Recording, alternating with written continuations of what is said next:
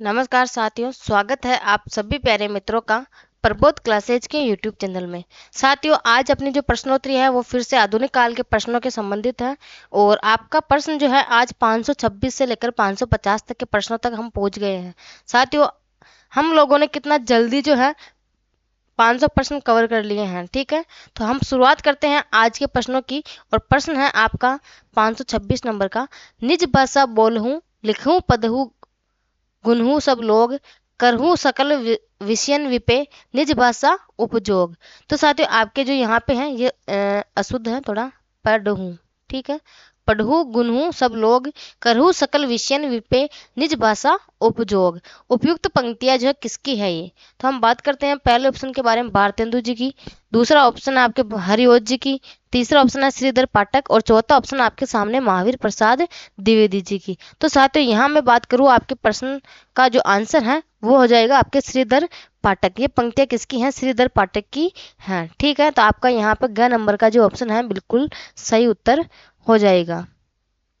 अगले प्रश्न के बारे में हम बात करते हैं। अगला प्रश्न है आपका, महावीर प्रसाद द्विवेदी की मौलिक और अनुदित गद्य पद्य ग्रंथों की संख्या लगभग कितनी है? साथियों, प्रश्न है और मोस्ट है, बिल्कुल महत्वपूर्ण आपके लिए। महावीर प्रसाद द्विवेदी की मौलिक और अनुदित गद्य पद्य ग्रंथों की रचना संख्या लगभग कितनी है? तो यहाँ हम बात करते हैं आपके पहला ऑप्शन 19 या फिर 50 या फिर 70 या फिर आपके 80। तो साथियों, हम बात करते हैं महावीर प्रसाद द्विवेदी के मौलिक और अनुदित गद्य पद्य ग्रंथों की संख्या कितनी है? तो आपके 80 है। कितनी? 80। तो आपका जो यहाँ पे है चौथे नंबर का जो ऑप्शन है बिल्कुल सही उत्तर हो जाएगा। ठीक है, अगले प्रश्न के बारे में हम बात करते हैं। हिंदी भाषा पाणिनि किसे कहा जाता है? हिंदी भाषा पाणिनि किसे कहा जाता है? पहला ऑप्शन है आपके सामने वो है हेमचंद्र। ख ऑप्शन है आपके सामने, दूसरा ऑप्शन है पिसेल, तीसरा ऑप्शन है किशोरीदास वाजपेयी और चौथा ऑप्शन है कामता प्रसाद गुरु। तो साथियों, हिंदी भाषा पाणिनि किसे कहा जाता है? तो आपके जो है किशोरीदास वाजपेयी को हिंदी भाषा पाणिनि कहा जाता है। तो आपका यहाँ पे जो ग नंबर का ऑप्शन है तीसरा ऑप्शन बिल्कुल सही उत्तर हो जाएगा। अगले प्रश्न के बारे में हम बात करते हैं। अगला प्रश्न है आपका, निम्नलिखित में से कौन सी रचना कामता प्रसाद गुरु की नहीं है? प्रश्न है, निम्नलिखित में से कौन सी रचना कामता प्रसाद गुरु की नहीं है? तो हम यहाँ सबसे पहले बात करते हैं भौमासुर वध, पहला ऑप्शन। दूसरा ऑप्शन है विनय पचासा, तीसरा ऑप्शन है आपका प्रेम शतक और चौथा ऑप्शन है पद्य पुष्पावली। तो यहाँ हम बात करते हैं साथियों आपके, तो कौन सी रचना जो कामता प्रसाद गुरु की नहीं है? तो साथियों, आपके जो प्रेम शतक है ये आपके कामता प्रसाद गुरु की रचना नहीं है। ठीक है, तो आपका यहाँ पे तीसरा नंबर का जो ऑप्शन है बिल्कुल सही उत्तर हो जाएगा। अगले प्रश्न के बारे में हम बात करते हैं। राम नरेश त्रिपाठी के 3 काल्पनिक खंड काव्य में कौन सी रचना सम्मिलित नहीं है? प्रश्न है, राम नरेश त्रिपाठी के 3 काल्पनिक खंड काव्य में कौन सी रचना सम्मिलित नहीं है? तो पहला ऑप्शन आपके सामने मिलन, जिसका प्रकाशन वर्ष 1917 से 1917 ईस्वी है। दूसरा ऑप्शन आपके सामने पथिक, जिसका प्रकाशन वर्ष 1920 ईस्वी है।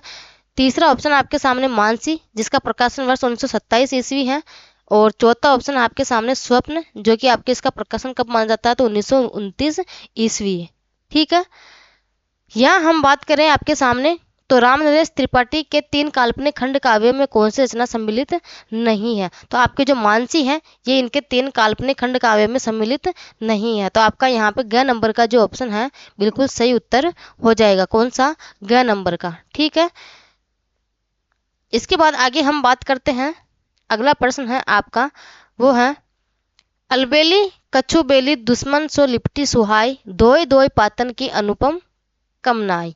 उपयुक्त पंक्तियां किसकी हैं? साथियों, पंक्ति है आपके सामने, अलबेली कछु बेली द्रुमन सो लिपटी सुहाई धोए धोए पातन की अनुपम कमनाई। उपयुक्त पंक्तियां किसकी हैं?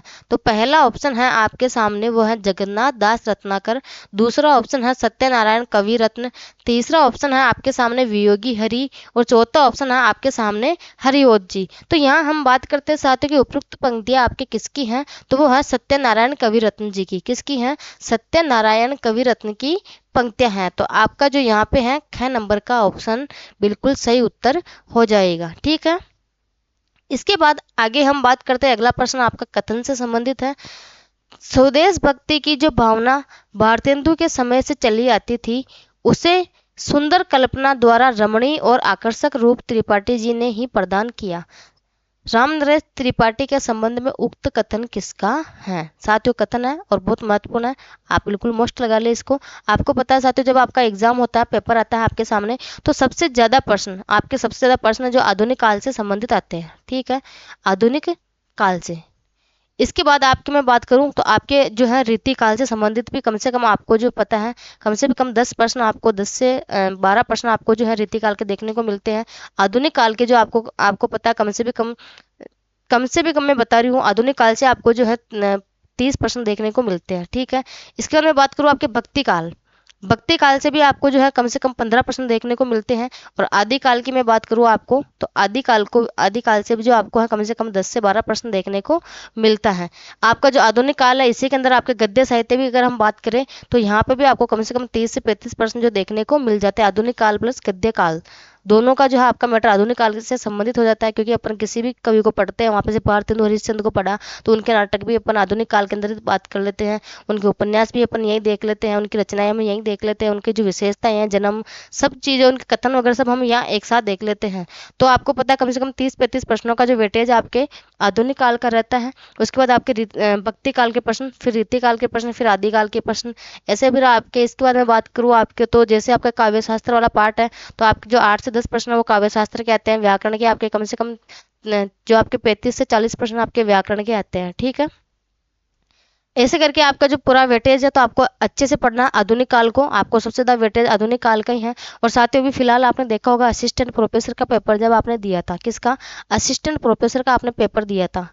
ठीक है, असिस्टेंट प्रोफेसर का, तो आप लोगों ने देखा होगा असिस्टेंट प्रोफेसर के पेपर में एक तो विशेषताएं वाले प्रश्न, किसी भी प्रश्न को पूछा है तो विशेषता से संबंधित लेकर पूछा, ऐसा नहीं कि डायरेक्ट किसी का जो निबंध है उसको पूछा है, निबंध की भी विशेषताएं पूछ ली डायरेक्ट, हर प्रश्न को विशेषता से पूछा है। दूसरी बात, आप लोगों ने देखा होगा कि उसमें कथन कितने पूछे गए थे। कथन आपके लिए बहुत महत्वपूर्ण है, इसलिए मैं आपके सामने जितने भी प्रश्न लाती हूँ वो कथन से संबंधित लाती हूँ। कथन भी बहुत मोस्ट है। और आपने देखा होगा पंक्तियां वाले कितने प्रश्न, कम से कम अभी जो असिस्टेंट प्रोफेसर का पेपर है इसके अंदर कम से कम 15 से 20 प्रश्न ऐसे हो जाएंगे साथियों, जिसमें आपके पंक्तियां और कथन पूछे गए थे। इसलिए मैं कहती हूँ, आपको पता है कम से कम 30 से 40 नंबर का जो है आपको अच्छे से याद रखना है कि 30 से 40 नंबर आप खो बैठोगे अगर आपको पंक्तियां और कथन अच्छे से याद नहीं रहा तो आपको साथियों किसी भी चीज़ को पढ़ना है तो उसको डिटेल से और लेंथी ही पढ़ना पड़ेगा, क्योंकि जब तक आप डीपली नहीं पढ़ोगे ना, पेपर नहीं कर पाओगे। और आपको पता है कि जैसे आप किसी भी पेपर को आप एग्जाम दे रहे हो, चाहे आप नंबर 2 से रहो या फिर आप नंबर 20 से रहो, एक ही बात है, सिलेक्शन नहीं हुआ तो नहीं हुआ, उसमें कुछ भी नहीं होने वाला है। सिलेक्शन नहीं हो रहा, 2 नंबर से रहने वाला भी रह गया और जिसके 20 नंबर से रह रहा है वो भी रह गया। तो आपको एक एक जो अंक है, एक एक अंक के लिए आपको दौड़ लगानी है। भीड़ पड़ी है हिंदी में, आपको पता है कितनी भीड़ है, बजाय आपके ज्योग्राफी के, हिस्ट्री पॉलिटी की बजाय आपके हिंदी में सबसे ज़्यादा भीड़ है। आप लोगों ने देखा होगा ये चीज़, तो एग्जाम आप जब फॉर्म भरते हो आपके सामने न्यूज आती है, फॉर्म वगैरह भरते टाइम भी, तो आपको जो है कम से कम अच्छी अपनी जो तैयारी है इसको मजबूत बनाए रखना है और कंटेंट को इतना एकदम कंठस्थ करे ताकि आपका जो हर क्वेश्चन सही हो जाए। तो अपने प्रश्न के बारे में हम बात करते हैं। वापस अपना प्रश्न है, स्वदेश भक्ति की जो भावना भारतेंदु के समय से चली आती थी उसे सुंदर कल्पना द्वारा रमणीय और आकर्षक रूप त्रिपाठी जी ने ही प्रदान किया। रामनरेश त्रिपाठी के संबंध में उक्त कथन किसका है? तो यहाँ हम बात करें साथियों आपके सामने, तो उक्त कथन किसका है? तो पहला ऑप्शन आपके सामने रामचंद्र शुक्ल जी का, दूसरा ऑप्शन आपके सामने वो है डॉक्टर नगेंद्र का, तीसरा ऑप्शन है बच्चन सिंह का और चौथा ऑप्शन आपके सामने राम स्वरूप चतुर्वेदी जी का। तो साथियों ये कथन किसका है? तो ये कथन हम बात करते हैं यहाँ पे, तो आचार्य रामचंद्र शुक्ल जी ने ये कथन दिया था। किसके संबंध में? रामनरेश त्रिपाठी के संबंध में। ठीक है, तो आपका यहाँ पे जो है क नंबर का ऑप्शन है जो बिल्कुल सही उत्तर हो जाएगा। ठीक है, अगले प्रश्न के बारे में हम बात करते हैं। अगला प्रश्न है आपका, निम्नलिखित में से कौन सी रचना लाला भगवान दीन की नहीं है? साथियों आपके सामने 4 ऑप्शन है, इसमें पूछा गया है कि निम्नलिखित में से कौन सी रचना जो है लाला भगवान दीन की नहीं है। तो यहाँ हम बात करते हैं, पहला ऑप्शन वीर सतराणी, दूसरा ऑप्शन है वीर बालक, तीसरा ऑप्शन है वीर पंचरत्न और चौथा ऑप्शन है गंगा अवतरण। ठीक है, तो यहाँ हम बात करते हैं साथियों की आपकी जो लाला भगवान दीन की है, तो वीर सतरानी, वीर बालक और वीर पंचरत्न, ये तीनों जो है आपके लाला भगवान दीन की रचना है। किसकी? लाला भगवान दीन की रचनाएं हैं। ठीक है, लाला भगवान दीन की रचनाएं हैं। ठीक है, अब आपकी जो ये चौथी है गंगा अवतरण, ये किसकी रचना साथियों? तो ये आपके हैं बाबू जगन्नाथ दास रत्नाकर की। किसकी? बाबू जगन्नाथ दास रत्नाकर की। ठीक है, तो आपका जो यहाँ पे ऑप्शन है वो कौन सा? चौथे नंबर का ऑप्शन है जो बिल्कुल सही उत्तर हो जाएगा। गंगा अवतरण जो है आपके लाला भगवान दीन की नहीं है, किसकी है? बाबू जगन्नाथ दास रत्नाकर की। ठीक है, तो आपका यहाँ पे चौथा नंबर का ऑप्शन बिल्कुल सही उत्तर हो जाएगा।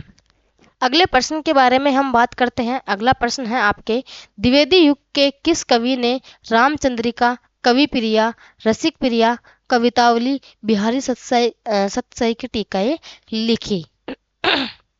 आपके सामने प्रश्न है साथियों,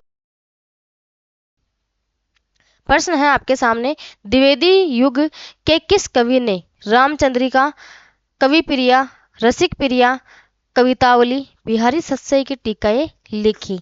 तो हम ये अब सबसे पहले ऑप्शन के बारे में बात करते हैं। रूपनारायण पांडेय ने लिखी या फिर कामता प्रसाद गुरु ने लिखी?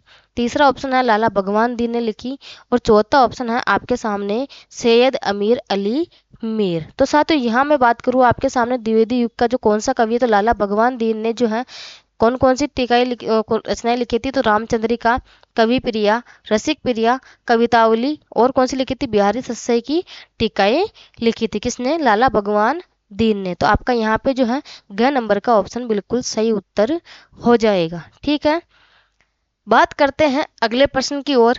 राजपुताने से निकलने वाले विद्या भास्कर नामक पत्र का संपादन किया।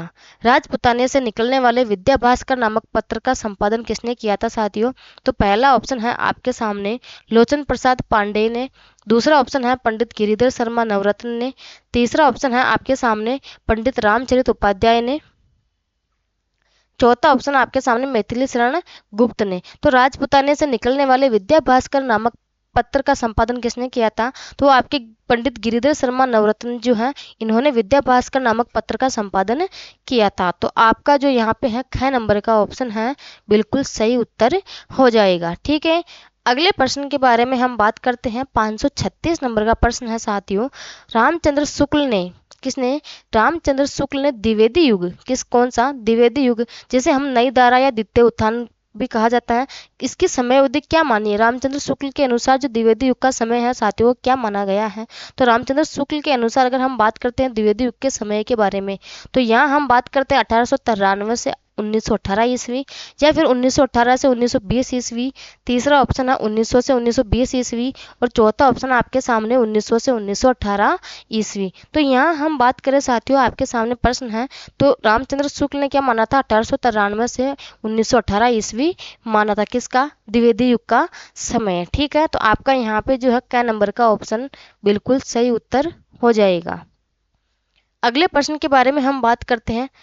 अगला प्रश्न है आपके सामने एक कविता है और कविता है आपके सामने साथियों। एक मिनट, कविता आपको थोड़ा इसको जो है क्रम से जमा देती हूँ ताकि आपको थोड़ा समझ में अच्छे से आ जाए। ठीक है,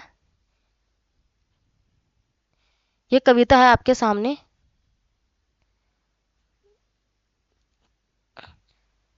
कविता है, चार डग हमने भरे तो क्या किया, चार डग हमने भरे तो क्या किया, है पड़ा मैदान कोसों का अभी, है पड़ा मैदान कोसों का अभी।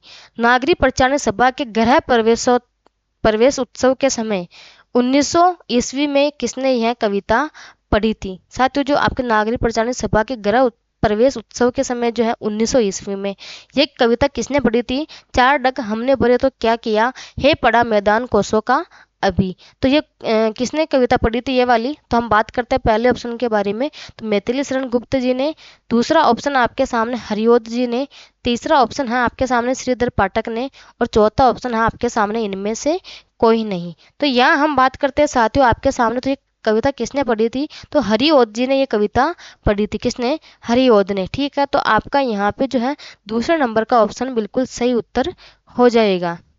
बात करते हैं अगले प्रश्न के बारे में।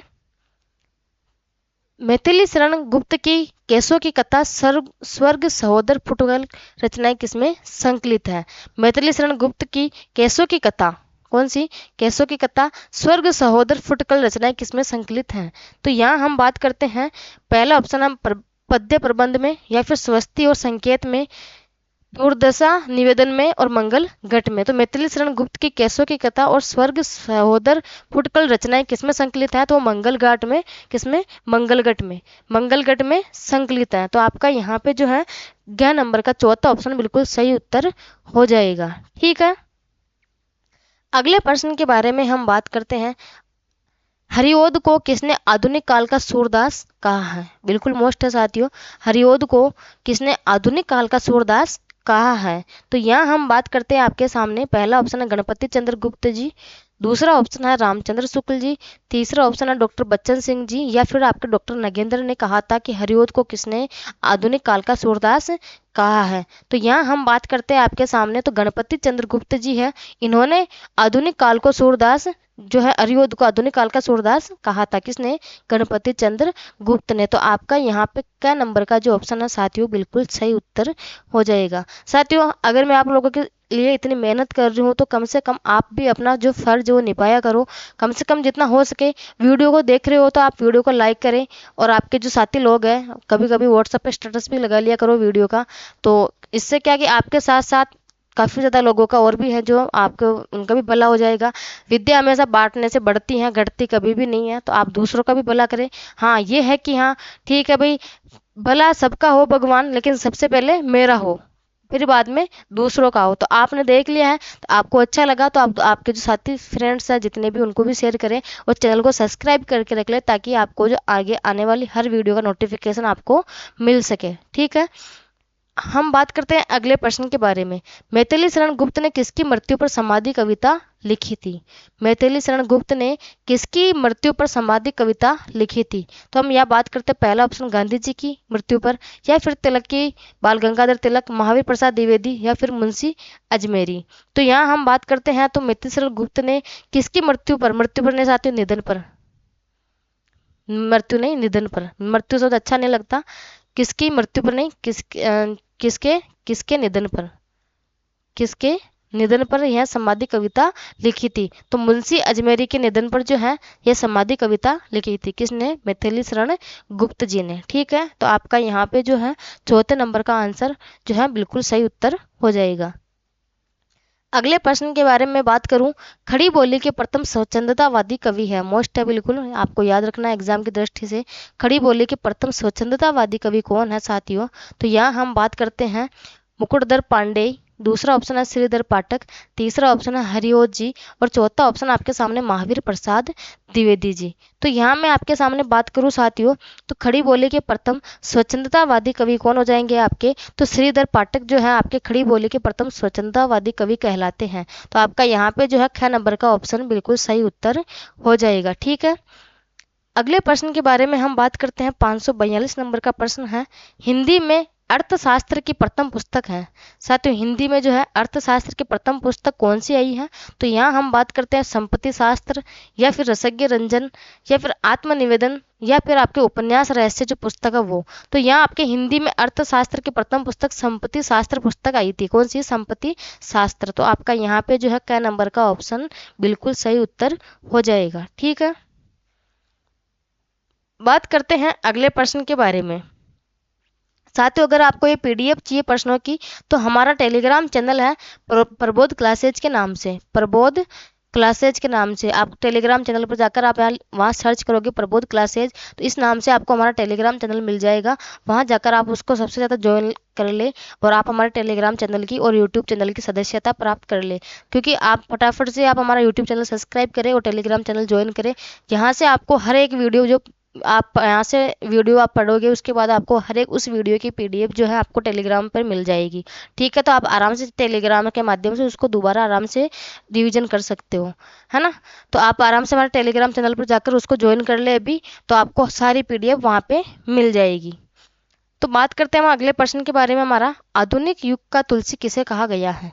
आधुनिक युग का तुलसी किसे कहा गया है साथियों, तो यहाँ हम बात करें हरिओद जी को, दूसरा ऑप्शन है महावीर प्रसाद द्विवेदी जी को, तीसरा ऑप्शन है मैथिली शरण गुप्त को, या फिर बाल मुकुंद गुप्त को। तो साथियों यहाँ मैं बात करूँ आपके सामने, आधुनिक युग का तुलसी किसे कहते हैं, तो मैथिली शरण गुप्त को जो है आधुनिक युग का तुलसी कहा जाता है। तो आपका यहाँ पे जो है ग नंबर का ऑप्शन बिल्कुल सही उत्तर हो जाएगा। ठीक है, अगले प्रश्न के बारे में बात करूं, राम नरेश त्रिपाठी की कविता कौमुदी के कितने भागों में विभक्त है। जो आपके राम नरेश त्रिपाठी की जो कविता है, त्रिपाठी कविता कौमुदी है, जो कितने भागों में विभक्त है, तो यहाँ हम बात करें आपके तो 8 भागों में, या फिर 9, या फिर आपके 11 भागों में, या फिर 15 भागों में। तो साथियों ये 8 भागों में विभक्त है कविता कौमुदी। कितने भागों में, 8 भागों में विभक्त है। ठीक है, तो आपका यहाँ पे जो है पहले नंबर का ऑप्शन बिल्कुल सही उत्तर हो जाएगा। अगले प्रश्न के बारे में बात करती हूँ, हरिओद की रचनाओं को प्रकाशन वर्ष के आधार पर क्रम से लगाइए। हरिओद की रचनाओं को प्रकाशन वर्ष के आधार पर क्रम से लगाइए।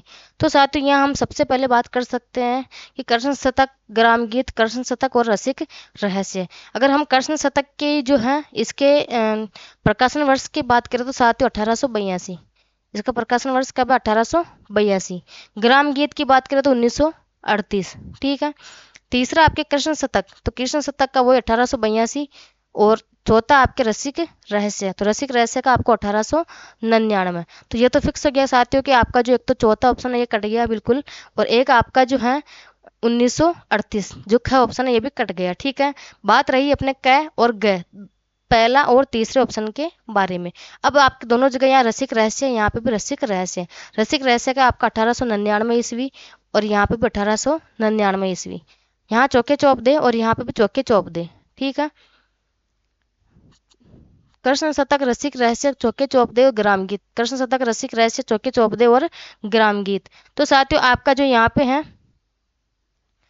चौके चौप दे, इसका जो सन आपके 1932 ईस्वी, कितना, 1932 ईस्वी, और ग्राम गीत आपके जो है ये 1938 ईस्वी। तो साथियों आपका जो है यहाँ पे जो प्रश्न है वो पहला और दूसरा दोनों सेम हो गए, तो कोई बात नहीं, आपका जो आपका आंसर रहेगा वो एक कोई सा भी मान लो, तो क्या या फिर आपका ग ऑप्शन, दोनों आपके जो है सही उत्तर हो जाएंगे। ठीक है, इसके बाद अगले प्रश्न के बारे में हम बात करते हैं, नाथूराम शर्मा शंकर द्वारा रचित प्रबंध काव्य गर्भरंडा रहस्य का वर्णन विषय क्या है।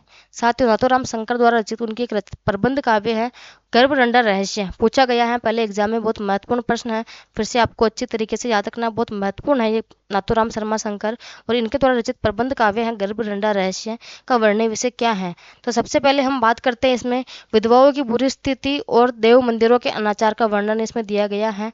और अगर आगे हम बात करें अनमेल विवाह का वर्णन, तो नहीं साथियों अनमेल विवाह का वर्णन नहीं है इसमें।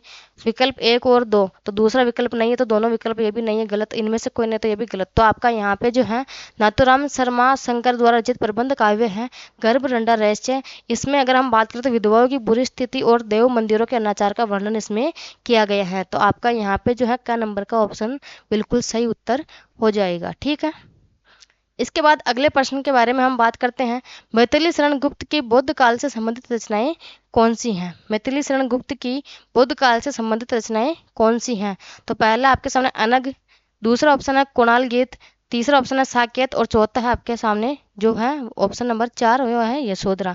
तो यहाँ हम बात करें साथियों आपके मैथिली शरण गुप्त की बौद्ध काल से संबंधित रचनाएं कौन सी है, तो अनग है उनकी, एक आपके कुणाल गीत भी उनकी रचनाएं हैं जो बौद्ध काल से संबंधित है, एक यशोधरा भी उनकी रचना है। ठीक है, तो पहला, दूसरा और चौथा ऑप्शन, तो पहला और दूसरा ये तो नहीं है आपके, पहला और तीसरा, पहला और चौथा और दूसरा और तीसरा। तो साथ ही इसके अंदर अगर मैं बात करूँ आपका तो पहला ऑप्शन है, इसके अंदर आपके इसमें ऑप्शन जो थोड़ा गलत दिया हुआ है, तो पहला, दूसरा और चौथा आपका, और चौथा जो ऑप्शन है कौन सा, पहला, दूसरा और चौथा ऑप्शन आपका इसमें सही उत्तर हो जाएगा। ठीक है, तो आपका यहाँ पे क्या विकल्प है जो सही उत्तर हो जाएगा। अगले प्रश्न के बारे में बात करती हूँ, जगन्नाथ दास रत्नाकर द्वारा रचित उद्धव शतक में कितने कवित हैं। जगन्नाथ दास रत्नाकर द्वारा रचित उद्धव शतक में कितने कवित हैं, 118, 120, 110 या फिर 100। तो मैं बात करती हूँ साथियों उद्धव शतक में तो 118 कवित है, कितने, 118। तो आपका यहाँ पे जो है का नंबर का ऑप्शन बिल्कुल सही उत्तर हो जाएगा। अगले प्रश्न के बारे में बात करते हूँ, अंग्रेजी विद्वान पोप के एसे ऑन क्रिटिसिज्म का रोला छंद में समालोचना दर्श समालोचना आदर्श शीर्षक से अनुवाद किसने किया था? तो पहला ऑप्शन है जगन्नाथ दास रत्नाकर ने, या फिर आपके सत्यनारायण कविरत्न ने, कामता प्रसाद गुरु ने, या फिर मुकुटधर पांडेय ने। तो यहाँ हम बात करते हैं साथियों आपके जगन्नाथ दास रत्नाकर हैं। इन्होंने जो है अंग्रेजी विद्वान पोप के एसे ऑन कीर्तिसिज्य का रोला छंद में समालोचना आदर्श शीर्षक से अनुवाद किया था। किसने? जगन्नाथ दास रत्नाकर ने। तो आपका यहाँ पे जो है क नंबर का ऑप्शन बिल्कुल सही उत्तर हो जाएगा। आज का अंतिम प्रश्न है साथियों अपना, साकेत में कितने सर्ग हैं? साकेत में कितने सर्ग हैं? तो साकेत में मैं बात करूँ साथियों तो 15, 12, 10 या फिर 18। तो साकेत में आपको पता है आपके 12 सर्ग कितने? 12 सर्ग। तो आपका यहाँ पे ख नंबर का ऑप्शन बिल्कुल सही उत्तर हो जाएगा। ठीक है साथियों, तो आज की अपनी कक्षा जो है यहीं तक समाप्त होती है। अगर वीडियो अच्छी लगे तो चैनल को सब्सक्राइब जरूर करें साथियों, और इसका जितना हो सके उतना शेयर भी करें। तो ठीक है, आज के लिए यहीं, धन्यवाद।